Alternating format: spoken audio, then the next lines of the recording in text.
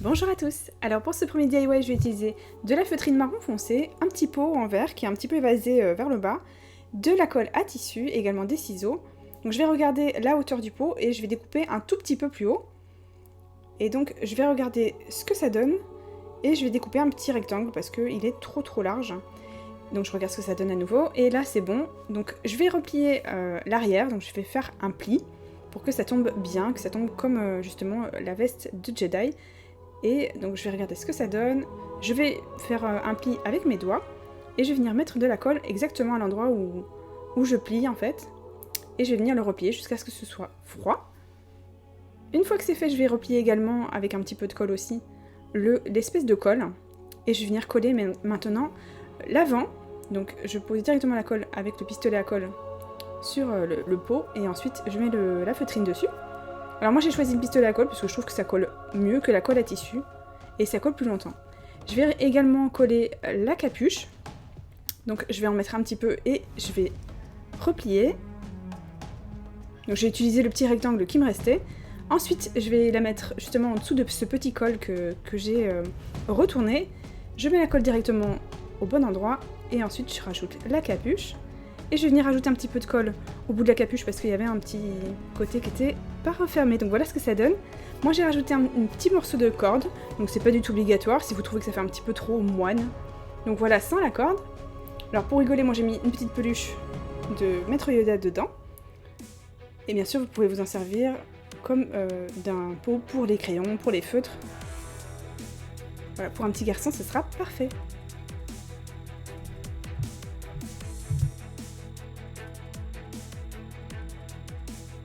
Pour ce deuxième DIY, je vais prendre un couvercle d'un bocal, également des gros cailloux blancs, et je vais prendre des petits personnages Lego Star Wars, alors, peu importe ce que vous choisirez, c'est vraiment au choix, et des petits cailloux blancs. Alors j'ai pris cette boule en plastique qui est ouverte dans le rayon de Noël, tout simplement, chez Cultura. Et donc maintenant que j'ai tout rassemblé et que j'ai pris aussi également de la fausse mousse, que moi j'ai coupée en deux, on va venir les placer à l'intérieur de la boule. Alors vous voyez, en fait, le couvercle il sert tout simplement à ce que la boule elle reste en place. Alors ça peut être ça ou également un pot en verre, peu importe. Moi j'avais envie d'avoir une espèce de globe, voilà, c'était l'esprit que moi je voulais. Donc mettez évidemment le support qui vous plaît, que vous avez.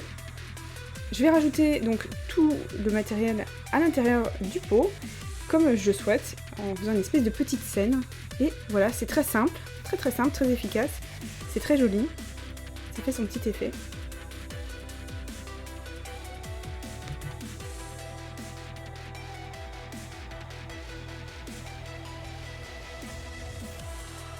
Pour ce troisième DIY, je vais prendre une petite toile de chez Cultura, également un petit couteau et un coloriage que moi j'ai trouvé sur Google, de la peinture noire et des pinceaux, un petit et un grand, et également un morceau de carton. Je vais prendre aussi de la peinture en spray qui est chromée en fait. Donc elle est vraiment très belle. Je vais commencer par découper des petits personnages. Alors c'est un petit peu long. Ensuite je vais venir les placer comme je souhaite sur ma toile. Je vais prendre de la pâte à fixe. Qui va pas tant me servir que ça, vous allez voir. Et ensuite, je passe à l'extérieur, je secoue bien ma bombe et j'en applique un petit peu partout. Je n'oublie pas les bords, bien sûr. Et ensuite, je vais laisser sécher. Une fois que ça a bien séché, j'ai vu que malheureusement, le résultat n'était pas exactement ce que je voulais. Je voulais garder les personnages blancs.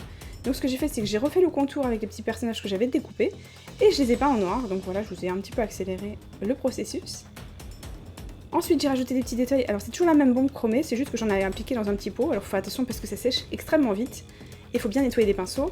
Ensuite j'ai rajouté cet effet un petit peu galaxie en sprayant un petit peu très légèrement sur les petits personnages.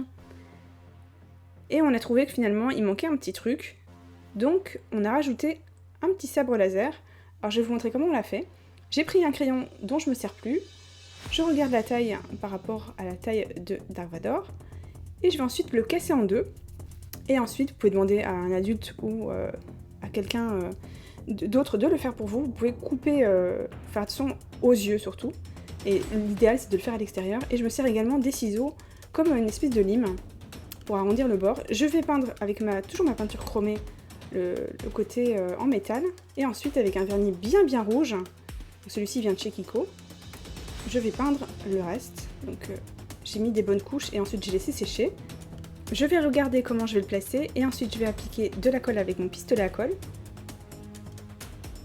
Et on va le placer d'un seul trait. J'ai rajouté des petits détails avec de la peinture noire et voilà ce que ça donne.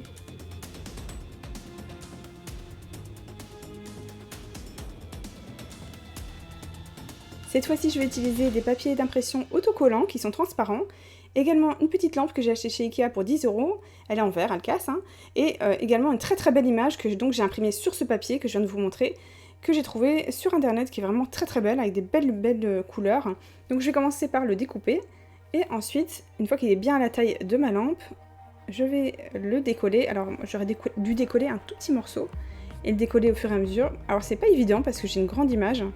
Je pense que ça aurait été vraiment plus simple de coller des petites images au fur et à mesure plutôt qu'une grande. Donc on enlève les petites bulles et voilà ce que ça donne. Si c'est pas parfait, ce n'est pas grave. Voilà ce que ça donne avec la lumière, donc dans le noir. Je trouve ça assez sympa. Évidemment, on peut changer quand on veut le décor. Pour ce dernier DIY, qui en est pas vraiment un, je me suis plutôt amusée, j'ai pris du papier transfert, également du papier cuisson s'il y a besoin, en sachant que dans celui de droite, il y en a déjà un dedans. Également des jolies images que donc j'ai imprimées sur ces papiers transfert pour tissu.